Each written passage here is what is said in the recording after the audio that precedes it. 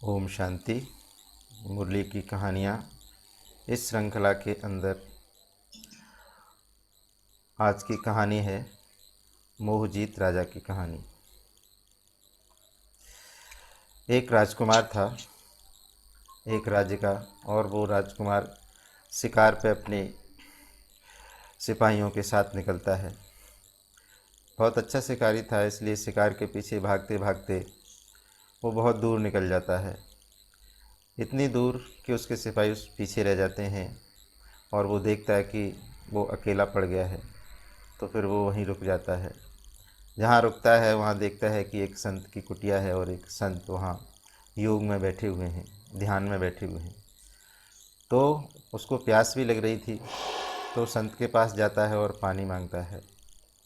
तो संत उसे पानी देता है और उससे अपना परिचय पूछता है। तो वो बताता है कि मैं एक राजा का राजकुमार हूँ, और मैं एक ऐसे राजा का राजकुमार हूँ जिसने अपने मोह को जीत लिया है।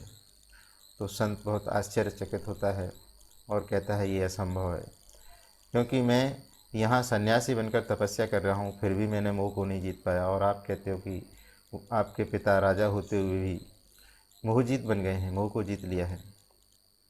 तो उसको विश्वास नहीं होता है। तो राजकुमार कहता है कि केवल हमारे पिता ने यानी राजा ने ही नहीं, हमारा जो परिवार है, हमारी जो प्रजा है, वो सब ने मोह को जीत लिया है। तो संत को और ज़्यादा आश्चर्य होता है। तो वो कहता है कि मैं ऐसे विश्वास नहीं करूँगा, मैं आपकी परीक्षा लूँगा। तो राजकुमार कहता है अवश्य परीक्षा ले सकते हैं। तो संत उससे उसकी कमीज़ मांगता है राजकुमार से और कहता है कि तुम यहीं ठहरो, मैं आपके राज्य में जाके आता हूँ परीक्षा लेके। तो संत उसकी कमीज़ को एक जानवर के खून में लपेट देता है और उसके शहर चला जाता है, राज्य में चला जाता है। गली गली में पहले चिल्लाता है कि राजकुमार को एक भयानक जानवर ने खा लिया है और उसकी मृत्यु हो गई है। तो जो प्रजा थी वो उसके पास आती है और मुस्कुराती है। वो कहती है कि राजकुमार को अगर जानवर ने खा लिया है, वो चला गया है, तो तुम क्यों चिल्ला रहे हो, है ना? तुम क्यों परेशान हो रहे हो? वो तो आज यहाँ राजा था, राजकुमार था, अब कहीं और चला जाएगा। आत्मा तो अविनाशी है। तो संत सोचता है कि शायद प्रजा को वो राजकुमार पसंद नहीं था, इसलिए वो नहीं चाहते थे कि भविष्य में राजा बने। तो इसलिए इनकी इस तरह की प्रतिक्रिया है कि मर गया तो क्या फ़ायदा हुआ, क्या फ़र्क पड़ा। तो फिर वो महल में जाता है, महल में उसके भाई और बहन से मिलता है। जब भाई बहन को बताता है कि ऐसे ऐसे राजकुमार को एक जंगली जानवर ने खा लिया है, उसकी मृत्यु हो गई है, तो उसके भाई बहन बोलते हैं कि उसको जानवर ने खा लिया है, उसकी मृत्यु हो गई है, अभी तक चलो वो मेरा भाई था, अब वो किसी और का भाई होगा, तुम क्यों परेशान होते हो, तुम अपना काम करो, तपस्या करो। तो उसको और आश्चर्य होता है, परेशान हो जाता है कि किसी को कोई फ़र्क ही नहीं पड़ रहा है इसकी मृत्यु से। तो वो उसके पिता के पास जाता है। जब पिता के पास जाता है तो पिता को बताता है कि ऐसे ऐसे जानवर ने आपके बेटे को ख़त्म कर दिया है, खा लिया है, ये देखो कमीज़ है मेरे पास खून में लथपथ। तो राजा कमीज़ देखता है और कहता है कि ठीक है, वो मेरा बेटा था, राजकुमार था, और शायद भविष्य में राजा बनने वाला था, पर आत्मा तो अजर अमर अविनाशी है। अब उसका पाठ कहीं और होगा तो वहाँ चला गया, अब उसकी जगह कोई और राजा बनेगा। सृष्टि तो ऐसे ही चलती रहेगी। तुम क्यों अपना टाइम वेस्ट कर रहे हो, तुम अपना काम करो। और जो चला गया उसे वो लौट के तो आएगा नहीं, तो भी दुख मनाने से क्या फ़ायदा।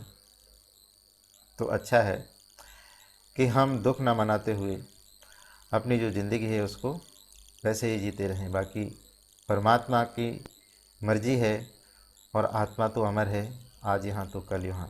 कोई हमेशा के लिए किसी का साथी तो रहता नहीं है, तो उसके लिए क्यों दुख मनाना। तो उसको और आश्चर्य होता है। फिर वो सोचता है कि अभी दो लोग और बचे हुए हैं, उसकी माँ और उसकी पत्नी। उसकी माँ और पत्नी के पास भी जब वो संत जाता है तो उन्हों से भी इसी तरह की प्रतिक्रिया मिलती है। तो वो कहता है और कहता है कि हाँ, वास्तव में यहाँ सब ने मोह को जीत लिया है, सब मोह जीत बन गए हैं और वो हार मान लेता है। हार मानने के बाद वो सबको इकट्ठा करता है और सारी हकीकत बता देता है कि राजकुमार मरा नहीं है, वो जिंदा है। उसने कहा था कि यहाँ सब मोह जीत हैं, तो मैं परीक्षा लेने के लिए आया हूँ। और फिर राजकुमार वापस अपने राज्य आ जाता है, राजगद्दी पर बैठता है और फिर से राज्य वैसे ही चलने लगता है। सब सुखी और संपन्न फिर से वैसे ही, कोई फर्क नहीं पड़ता है। तो ये थी राजा मोहजीत की कहानी। अब समझते हैं इसका आध्यात्मिक रहस्य। वास्तव में दो बातें हैं आध्यात्मिक रहस्य में। सबसे पहले तो ये कि हमारी ही बात है, हमारी ही कहानी है। जब हम सतयुग में थे, जहाँ किसी का किसी में कोई अटैचमेंट नहीं था, मोह नहीं था, तो कोई दुख भी नहीं था और हम सारे विश्व पर राज्य भी करते थे। तो मोह एक ऐसा विकार है, पांचों विकारों में सबसे सूक्ष्म विकार है ना, जिसको अगर हम जीत लेते हैं तो सदा सुखी होते हैं। दूसरी बात है कि पांच विकारों में जो मोह है, चूँकि सबसे सूक्ष्म विकार है और ये सबसे ज़्यादा दुख का कारण बनता है। मोह के कारण ही ज़्यादा दुख होता है। मोह के कारण हमारी शांति छिन जाती है। मोह के कारण हमारी परख शक्ति भी खत्म हो जाती है, पक्षपात करने लगते हैं, सही और गलत का सही फैसला नहीं कर पाते हैं। मोह के कारण हमारे जीवन की सच्चाई भी चली जाती है, क्योंकि हम किसी को अपना, किसी को पराया, और अपनों के लिए हम फिर कभी कभी अपनों को बचाने के लिए झूठ भी बोलते हैं। तो मोह के कारण हम झूठ भी बोलते हैं, तो सच्चाई भी जीवन से चली जाती है, हमारी समझने की शक्ति भी खत्म हो जाती है। तो हमारा जीवन कैसा हो जाता है? दुखदायी हो जाता है। तो मोह के कारण दुख होता है, मोह के कारण परख शक्ति खत्म होती है।